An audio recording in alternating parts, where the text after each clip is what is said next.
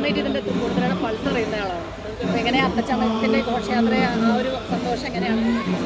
തൃപ്പൂണിത്തുറ അത്തച്ചമയം എന്ന് പറയുന്നത് എന്താ പറയുക, അതൊരു തൃപ്പൂണിത്തുറക്കാരുടെ മാത്രം ആഘോഷമല്ല, കേരളത്തിൻ്റെ മാത്രമല്ല, ഇന്ന് ലോകം മുഴുവൻ ഉറ്റുനോക്കുന്ന ഒരാഘോഷം കൂടിയാണ്. അതിൻ്റെ ഒരു ഭാഗമാകാൻ കഴിയുമെന്ന് പറയുന്നത് ജീവിതത്തിലെ ഏറ്റവും വലിയ മഹാഭാഗ്യമല്ലേ.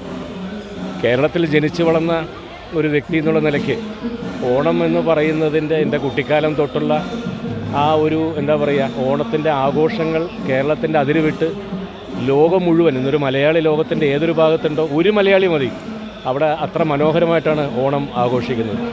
ഓണത്തിൻ്റെ ആഘോഷം നമുക്ക് ഈ ചിങ്ങമാസത്തിൽ കഴിയുമെങ്കിലും ലോകം മുഴുവൻ ഓണത്തിൻ്റെ ആഘോഷങ്ങൾ തീരുന്നത് ഡിസംബർ 31 അടുത്ത വർഷം ജനുവരി വരെ ഉണ്ടാവാറുണ്ട്.